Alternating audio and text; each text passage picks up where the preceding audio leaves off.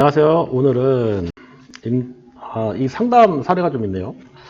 일단 계약서 임대인하고 여기 임대인이 있고 임차인이 있는데 계약서를 작성했어요. 근데 특약 되게 독특한 특약을 써놨습니다. 집주인은 물가 상승 등으로 경제 여건이 변동으로 월세 변경 요인이 발생하면 1개월 전에 사전 통지하며 임차인은 이에 이의를 제기할 수 없다라는 문구의 특약을 썼습니다. 계약 후 1년이 지났는데 집주인이 이 항목을 들어 다음 달부터 월세를 15% 올려달라고 합니다. 올려줘야 하나요? 이게 질문이에요. 올려줘야 되나요?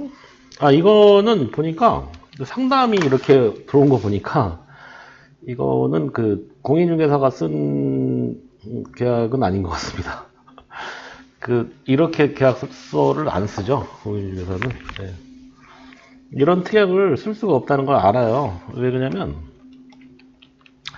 한번 잠깐, 잠깐만. 갑자기 쿠르즈 홈페이지가 나왔습니다. 네, 주택임대차보호법. 주택임대차보호법이라는 게 있는데, 이게 이제 주택임대차보호법에, 어떤 게 있냐면, 이 강행 규정이 있어요. 이 법 위반만 위반된 약정으로서 임차인한테 불리한 것은 효력이 없다. 이렇게 돼 있잖아요. 이게 임차인한테 불리한 효력입니다. 그래서 판례에서는 집주인의 일방적인 월세 통보는 인정하지 않아요. 그러니까 이제 이거 특약은 의미가 없다 이렇게 보시면 돼요. 그래서 일방적인 월세 인상 통보에 대해서는 판례가 인정하지 않으니까 이거는 의미가 없죠. 그러니까 부동산에서 쓰지 않았을 거야 아마 이거는. 항상 이렇게 이제 직거래가 위험한 거예요.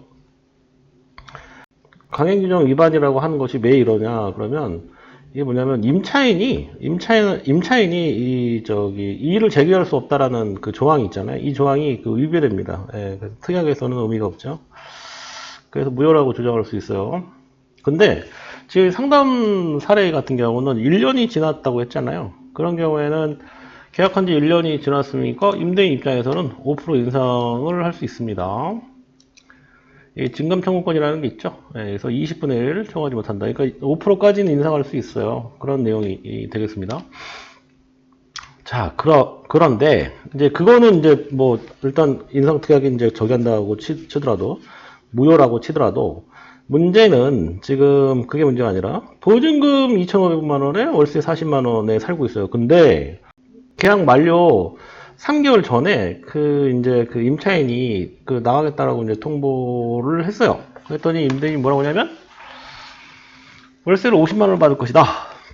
그러면서 다음 임차인이 들어올 때까지 기다려달라.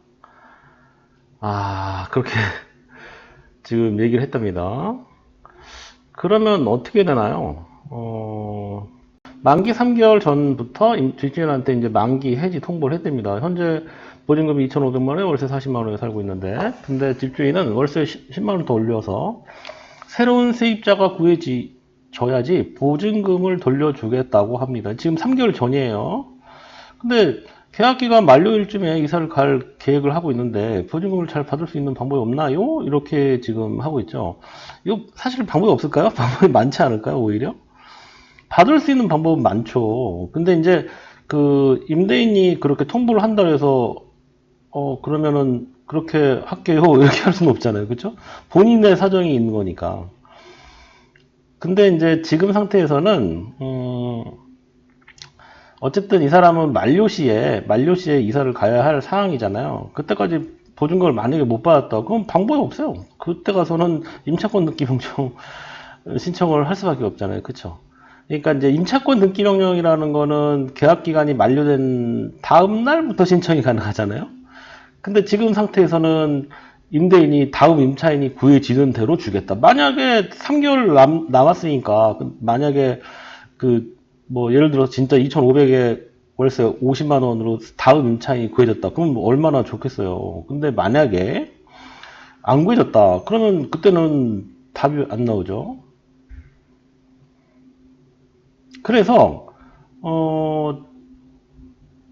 임차권 등기 명령 신청을 하게 되면 임대인이 불이익이 분명히 생기겠죠. 왜냐하면 등기사항 정보 증명서상에 임차권 등기 명령에 대한 흔적이 남기 때문에요. 그러면 다음부터 임차인 구하는 게 그 집은 되게 어려워지죠. 왜냐하면 등기사항 정보 증명서상에 임차권 등기 명령이라고 이제 그 등기 기록이 이제 남게 되면 보통 집주인이 임차인한테 보증금을 잘 안 돌려준다라고 쓰여지는 거나 마찬가지예요. 그러니까 이제 다음 임차인을 구하는 게 그다음부터는 쉽지가 않아져요. 그래서 제일 좋은 방법은 여기 지금 임대인하고 지금 방금 전에 말씀드렸던 임차권 등기 명령을 했을 때 임대인한테 생길 수 있는 불이익에 대해서 임차인이 충분히 설명할 필요가 좀 있어요. 그래서 임차권 등기 명령 신청을 하기 전에 집주인한테 이제 보증금은 반환받을 수 있게끔 하는 게 가장 좋지 않을까라는 생각이 듭니다. 예, 되게 단순한 얘기긴 한데, 이런 질문들이 좀 많아요. 보면 손님들이 되게 이제 임대인이 돌려주지 못하는 경우에 대해서 다음 임차인 맞춰지면 돌려줄게요 하는 부분이 좀 있거든요. 특히, 전세가 좀 있어요. 전세가 지금 보면은 시세가 좀 그렇게 높지 않은데 시세를 높여서 다음 임차인이 구해질 때까지 기다려달라라고 얘기를 한단 말이에요. 근데 임차인 입장에서는 날짜가 좀 정해져 있어서 나가야 되는 상황인데 임대인이 그냥 그렇게 일방적으로 한단 말이죠. 그러면 시간이 지나면 정말로 임차권 등기 명령 하는 경우가 좀 있거든요. 제가 이렇게 보고 있으면 나와요. 그런 게 진짜로. 요즘은 그런 이렇게 오피스텔 같은 경우는 그런 게 굉장히 많거든요. 요즘 오래 기다리지 않고 또 바로 임차권 등기 명령 신청하고 나가는 케이스를 많이 봤습니다. 그래서 금액을 좀 낮추거나 해가지고 전세를 맞추면 좋은데 또 그렇지도 않아요.